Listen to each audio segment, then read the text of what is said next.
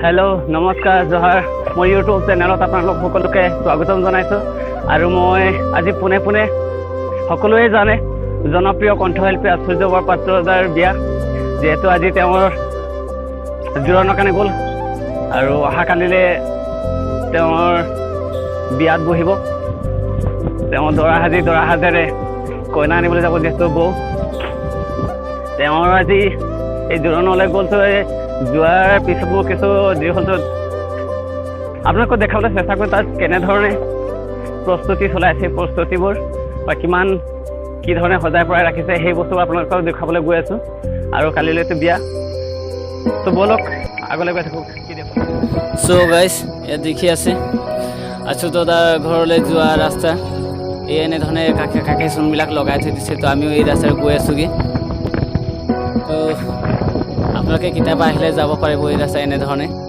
এইটো পোনে পোনে তেওঁলোকৰ ঘৰলৈকে যাবগৈ এয়া দেখিছে কাষে গছ পুলিবিলাক পথাৰ কি ধুনীয়া এটা পৰিৱেশ এনেধৰণে গৈ আছোঁগৈ পথাৰবিলাক দেখি আছোঁগৈ ইফালে ৰাস্তাবিলাক অকণমান সেইবিলাক গৈছেগৈ আৰু কি ধুনীয়া পৰিৱেশ দেখিছে নহয় গাঁৱলীয়া পৰিৱেশৰ মাজতে তেওঁৰ বিয়াৰ দিনবিলাক আহি পালে আৰু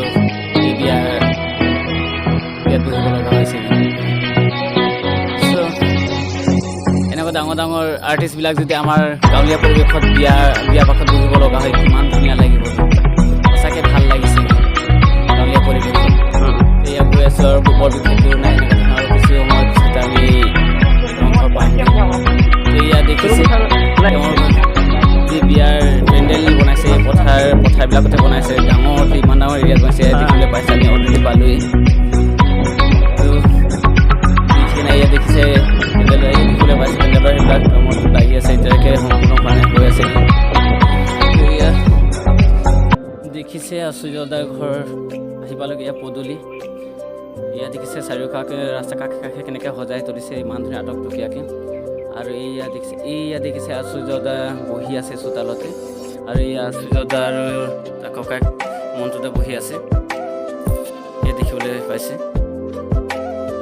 বহি আছে চ' গাইজ মই এতিয়া ইতিমধ্যে আমাৰ মৰমৰ অসমৰ জনপ্ৰিয় কণ্ঠশিল্পী আচুৰ্যদাৰ ঘৰলৈ আহি পালোঁ এয়া তেওঁৰ যি জোৰোণত যাব লগা গ'ল তাৰপিছত এয়া আচুৰ্যদা এইফালে ওচৰত বহি আছে তো তেওঁৰ অতীতৰ বহুতো কিছুমান ব্যস্ত মাজতে তেওঁক অকণমান লগ পাই ভাল লাগিছে আৰু আচুৰ্যদাৰ পৰা অকণমান হাই কৰিব বিচাৰিছোঁ এই দেখিছে আচুৰ্যদা বহি আছে তো সকলোৱে বহি আছে ভাল লাগিছে তো মই তেওঁ ব্যস্ত থকাৰ কাৰণে বৰ বিশেষকৈ আমনি কৰিব বিচৰা নাই মই আগলৈ পোনে যাওঁ আৰু আগলৈ কেনেধৰণে প্ৰস্তুতি চলি আছে সেই আপোনালোকক দেখাবলৈ চেষ্টা কৰিম তো আপোনালোকে লাইনত থাকক ভাল লাগিব তো ইফালে এনেধৰণে বনাবৰ কাৰণে সেইসকলো ব্যস্ত হৈ আছে গাইজ দেখিছে এয়া কেনেধৰণে দুয়োপাশে স্কিনেৰে ধুনীয়াকৈ সজাই পৰাই দিছেগৈ তো ইফালে এয়া দেখিবলৈ পাইছে ভিতৰলৈ সোমাই যোৱা কেনেধৰণে কি সজাই পৰাই ৰাখিছে সেইবিলাক আপোনালোকক দেখাবলৈ চেষ্টা কৰিম তো চাওক পোনে এইফালে দেখিবলৈ পাইছে ষ্টেজটো বনাই আছে আৰু এইফালে তেওঁলোকৰ ঘৰ আৰু ঘৰ চোতালত এয়া কাম লাগি আছে ব্যস্ত কাম বন চলি আছে তো চাওক এইফালে আগলৈ যাওঁ কেনেধৰণে কি হৈছে সেইবিলাক দেখাই দিওঁ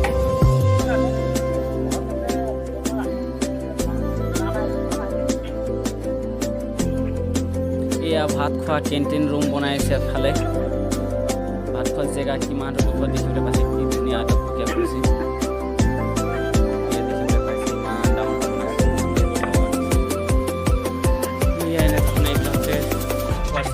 দেখিছে কাম চলি আছে পেনেলৰ পাৰ্টি কেনেধৰণে লাগি আছে যে কিমান সুফল মাছটো লাগিব ইয়াত বিয়াৰ দিনাখন চাবহে আৰু ইয়াতে হেজাৰ মানুহৰ উখল মাখল লাগিব কেনেধৰণে কাম বন কৰিছে দেখাইছে আপোনালোকে দেখিছে ইয়াৰ পুখুৰীত কি ধৰণে দলং শাকো বুলি কয় ইয়াত বনাই দিছেগৈ এতিয়া লাগি আছে কামত ইয়াত দেখিছে কি ধুনীয়াকৈ হেৰি কৰিছে এইফালে ইয়াতে আপোনালোকে দেখিবলৈ পাইছে এইটোৱে ষ্টেজ হৈ আছে বুলি কৈছে তেওঁলোকৰ জানিব পৰা মতে আৰু এয়া ইফালে হ'বগৈ আপোনালোকৰ ৰান্ধনী ঘৰ নে কাৰিকৰৰ ঘৰ ইয়াতে হ'ব দেখিবলৈ পাইছে চ' গাইজ এয়া দেখিছে এই ৰুমটো হৈছে হেনো ইয়াত যিবোৰ আহিব লগা অতিথি তেওঁলোকৰ কাৰণে চব্জি তব্জি কটা হ'ব, মাছ মাংস যি তেওঁ যোগত ধৰিব সেইবিলাক ইয়াতে প্ৰস্তুতি হ'ব। ইয়াৰ পিছতে আপোনালোকক দেখাই আছিলোঁ এই তাত তেওঁলোকৰ ৰান্ধনি ঘৰলৈ যাব। এয়া যি ইয়াতে কৰিব আটকটকীয়া কৰি আছে তেওঁ কৰিব লগা ব্যক্তিজন ইয়াতে লাগি আছে অকলশৰীয়াকৈ, আৰু বাকীবোৰ ক'ত ক'ত আছে মই দেখাবলৈ চেষ্টা কৰিম। তো চাওক গাইজ কেনেধৰণে প্ৰস্তুতি চলি আছে। যদিও গৈছে আজি জোৰোণৰ দিনা তেওঁলোকৰ ইয়াত কাম চলি আছেগৈ, কিমান আটকটকীয়া কৰিবৰ কাৰণে চেষ্টা কৰি আছে। পৰৱৰ্তী আকৌ আগলৈ মই গৈ আছোঁ, দেখাই আছোঁ আপোনালোকক। চ' গাইজ দেখিছে ইয়াত মই কেণ্টিনৰ ৰুমত যিটো খোৱা বোৱাৰ জেগাটো প্ৰস্তুত কৰিছে এই জেগাটোতো সোমাই আহিছোঁ পোনে পোনে। তো ইয়াত এয়া কেনেধৰণে বনাইছে আপোনালোকক দেখাই আছোঁ। কোনফালে কি কি হ'ব এই দুষাৰমান তেওঁৰ যিজন নেকি ইয়াৰ পেণ্ডেলৰ কামত লাগি আছে, দিনে ৰাতিয়ে লাগি আছে বুলিকে কৈছে। ইয়াক দেখাবলৈ চেষ্টা কৰিম, ইয়াৰ পৰা দুই এষাৰ জানিবলৈ বিচাৰে আপোনালোকৰ মাজলৈ। তো দাদা ইয়াত যে আপোনালোকে যে কৰি আছে কাহিনী কিমান দিন লাগি আছে এতিয়া কাম কৰাটো আপোনাৰ? আপোনাৰ 1 মাহ নিচিনা লাগি আছে। 1 মাহ নিচিনা লাগি আছে, হয় হয় গম পাইছে। তো এয়া বনাই আছে, ইয়াত কেনেধৰণে প্ৰস্তুত কৰিছে, কি কি ইয়াত ভাগ ভাগ চেপাৰেট কৰিছে ন? এইটো আপোনাৰ জিএপি ৰুম একটা আছে, জেনাৰেল ৰুম একটা আছে, আচ্ছা। আপোনাৰ আৰ মানে 3-4টা ৰুম মোটামুটি হৈছে আছে তাতে খোৱা বোৱাৰ চিষ্টেম ন? খোৱা বোৱাৰ চিষ্টেম। গম পাইছে ইমান আমাৰ মৰমৰ দাদা আচুৰ্য দাদাৰ বিয়াৰ কাৰণে এনেধৰণে প্ৰস্তুত কৰিছে। এই প্ৰস্তুতৰ কৰা জেগাত মই ইতিমধ্যে সোমাই আহিছোঁ আৰু আপোনালোকে দেখিবলৈ পাইছে। তো ইয়াত এইটো হ'ব আপোনাৰ জেনেৰেলি আমাৰ যিবিলাক পাব্লিকৰ কাৰণে ন আমাৰ ৰাইজৰ খোৱা বোৱাৰ চিষ্টেম কৰি দিছে। আৰু আগলৈ ইফালে আছে VIP ৰুম, সেই VIP ৰুমটো আপোনালোকক দেখাবলৈ চেষ্টা কৰিম। তো ভাল হৈছে। আপোনালোকে যি ইয়াত কাম কৰিছে কেনেকুৱা লাগিছে? আপোনালোকৰ মনৰ ৰংটো ক'ব নেকি? ভাল লাগিছে, ভাল লাগিছে, ভাল লাগিছে। নিশ্চয় ভাল লাগিব। আমাৰ মৰমৰ দাদাৰ যেতিয়া বিয়া হৈছে আৰু বিয়াতো উখল মাখল লাগিবই, নিশ্চয় ভাল লাগিব। তেনেহ'লে এইফালে দেখিবলৈ পাইছে দাদাসকলে লাগি আছে কামত খুব ব্যস্ত। তো তেওঁলোকক দেখাইছোঁ। তো ঠিক আছে, ভাল লাগিছে। আপোনালোকে কাম কৰক, মই আগলৈ গৈ আছোঁ। ঠিক আছে, গোটেই ৰাইজক আপোনালোকক দেখাবলৈ চেষ্টা কৰিছোঁ আৰু আপোনালোকে মই গৈ আছোঁ পোনে পোনে এইফালে VIP ৰুম আপোনালোকক দেখাবলৈ চেষ্টা কৰিম। তো আপোনালোকৰ যিহেতু আমাৰ সকলোৰে মৰমৰ দাদা আছে দাদা ভালে। চ' দেখিছে কিমান ডাঙৰ এয়া এৰিয়াটোক খোৱাৰ জেগাটো দিছে। ইয়াত হৈছে আমাৰ ৰাইজৰ কাৰণে বনাইছে আৰু এইফালে হেনো বয়োজ্যেষ্ঠ লোকসকলৰ কাৰণে ইয়াত দেখিছে কামত ব্যস্ত হৈছে, লাগি আছে ওপৰত এনেধৰণে এইসকল লাগি আছেগৈ। আৰু এইফালে আগলৈ বোলে VIP ৰুমো বনাই দিছে। এই VIP ৰুম আপোনালোকক দেখাবলৈ চেষ্টা কৰিম। এই এনেকুৱা ধৰণে দেখিছে ওলোৱা সোমোৱাৰ ৰুম কেনেধৰণে কি কৰিব এতিয়ালৈকে বুজিব পৰা নাই, মই একো ধৰিব পৰা নাই ইয়াত আহি। চ' মই ক'ৰবাত সোমাই দিছোঁগৈ, এতিয়া যেনি মন যায় তেনি সোমাই দিছোঁ, কিন্তু পিছলৈ তেনেধৰণে নহ'ব, এটা ছিষ্টেমেটিকত হ'ব।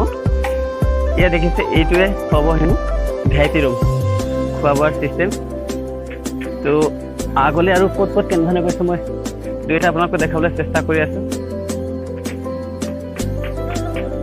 এই দেখিছে কিমান কষ্ট, কিমান পৰিশ্ৰম কৰাৰ পিছত ইমান আটকটকীয়া হৈ পৰিছে, যথেষ্ট পৰিশ্ৰম কৰিছে তেওঁলোকে, যথেষ্ট কষ্ট কৰি আছে, কি কৰি পাইছে। তাৰপিছত ইমান এটা শুৱনি ৰূপ এটা ওলাই আহিছেগৈ। চ' গাইজ দেখিছে ইয়াৰ ওপৰত কৰি আছে তেওঁলোক পেণ্ডেল পাৰ্টি। আপোনালোকৰ দাদা ক'ৰ পৰা আহিছে? আচ্ছা অকণমান জোৰকৈ ক'ব। আচ্ছা লংকাৰ পৰা আহিছে বুলিকে কৈছে। ত' আপোনালোক কেইদিন ধৰি ইয়াত কাম কৰি আছে? আচ্ছা তেওঁলোক আহিছে এমাহ দিন ধৰি কাম কৰি আছে, দিনে ৰাতিয়ে সম্ভৱ লাগি আছে আপোনালোক। দেখিছে কিমান কষ্ট কৰিছে আচুৰ্য ইমান মৰমৰ আমাৰ জনপ্ৰিয় কণ্ঠশিল্পী হৈ আহিছে। তেওঁৰ মৰমৰ কাৰণে বা তেওঁ ভাল লগাৰ কাৰণে সকলোৱে এনেধৰণে দিনে ৰাতিয়ে কৰি আছে। দেখিবলৈ পাইছে ইয়াৰ কেনেধৰণে কৰিছে, কিমান আটকটকীয়াকৈ বনাইছে দেখিছে নহয়। এওঁলোকৰ পৰিশ্ৰমৰ কাৰণে হৈছে এইবিলাক সকলো শুৱনি হৈ পৰিছে। তো ভাল লাগিছে দাদা, আপোনালোকে কৰক। তো ভাল লাগিছে, দিয়ক আপোনালোকে কাম কৰক, আমি আগলৈ যাওঁ। কিমান কেনেধৰণে বনাইছে এইবিলাক।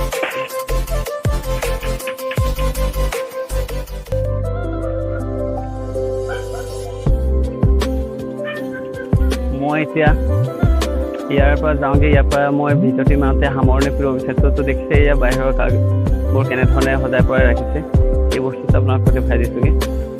ইয়াত দেখিছে ন? তো মই বৰ বেছি দীঘলীয়া নকৰোঁ, দেখিলে আচুৰ্যদাক তেওঁ বহুত ব্যস্তত আছে আৰু ব্যস্তৰ মাজত মোক ইমান কণ সময় দিলে তাৰ কাৰণে বহুত বহুত ধন্যবাদ তেওঁক। আৰু আশা কৰিছোঁ বিয়াটো সকলোমে যায় পাৰ হৈ যায়, তাৰে মই আশা কৰিছোঁ আৰু ভালে ভালে যাওক। আৰু তেতিয়ালৈ মই সামৰণি কৰিছোঁ। বাই সকলোকে।